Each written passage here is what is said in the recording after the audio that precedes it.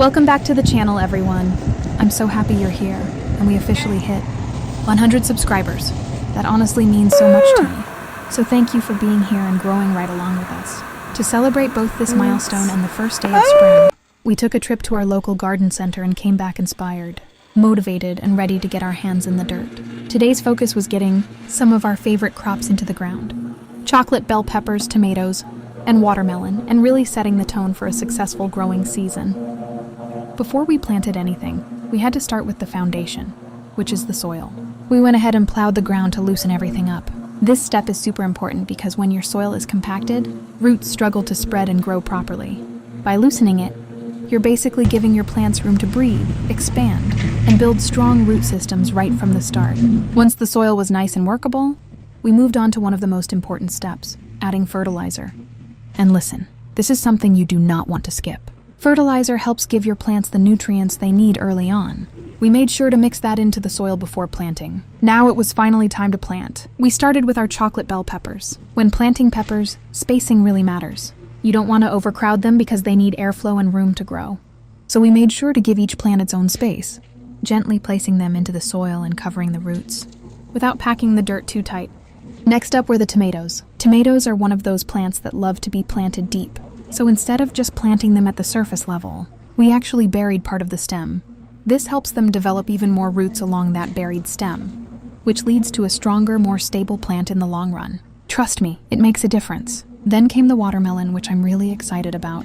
These need plenty of space because they like to spread and vine out. So we made sure to plant them in an area where they can grow freely without crowding everything else. Giving them room now will save a lot of trouble later. Now, I'm not even going to lie, while we were planting, we definitely had a few different opinions on how things should be done. Some of us like to space things one way. Others have their own methods, but that's honestly part of the beauty of gardening. There's always more than one way to grow something, and sometimes you just have to experiment and see what works best for you.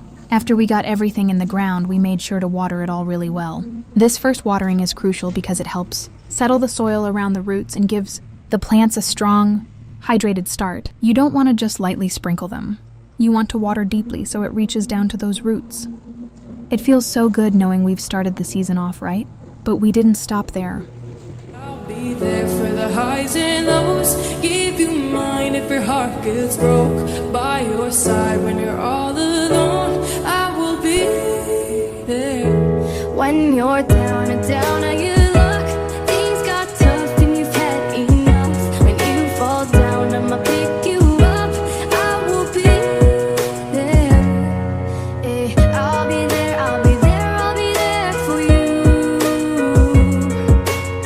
I'll be there, I'll be there, I'll be there for you. When you're down and down and you luck, things got tough and you've had enough. Whoa, I'll be there, I'll be there, I'll be there for you. When your heart hears a break and it's too broken to be open, I'll be patient, I will wait.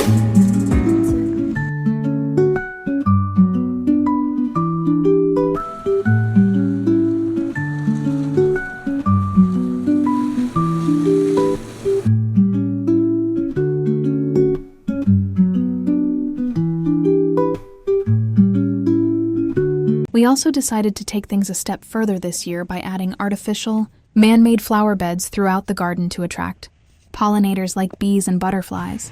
And this part is actually more important than it might seem at first. Pollinators play a huge role in whether or not your plants are successful. Without them, a lot of your fruits and vegetables won't fully develop or produce the way they should. So when it came to building these flower beds, we really tried to be intentional. First, we walked around the yard and picked out locations that get good sunlight, but are also close enough to our crops to actually benefit them. You don't want your pollinator beds too far away. You want those bees moving freely between your flowers and your vegetables. After choosing the locations, we started planning out the shape and size of each bed. Some we kept more structured and neat, and others we made a little more natural and flowing so they blend into the space. From there, we built the beds up, layering everything to create a strong foundation. We added quality soil, mixed in fertilizer for nutrients, and then used cedar as part of the structure. Now, using cedar wasn't just for looks. Even though it does give everything a really clean, natural finish, Cedar is naturally resistant to rot, moisture damage, and pests, which means these beds are going to hold up over time, without us having to constantly replace them or treat them with chemicals. It's one of those small decisions that really pays off in the long run, especially if you're trying to garden in a more natural, low-maintenance way. We also made sure to enrich the soil with things we already had at home, like crushed eggshells.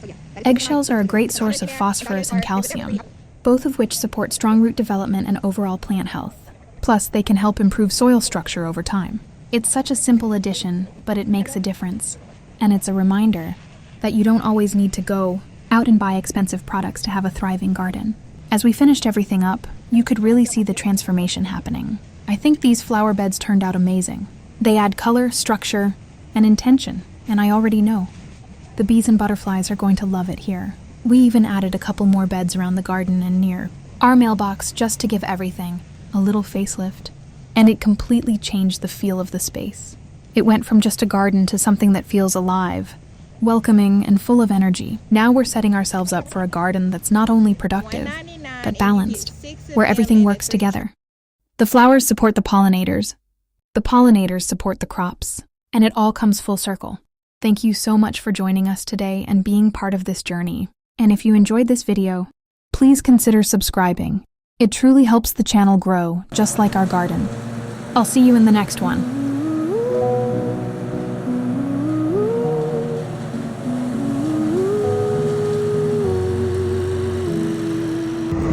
You can count on me like 1, 2, 3, I'll be there. And I know when I need it, I can count on you like 4, 3, 2, and you'll be there. 'Cause that's what friends are supposed to do, oh yeah. Ooh.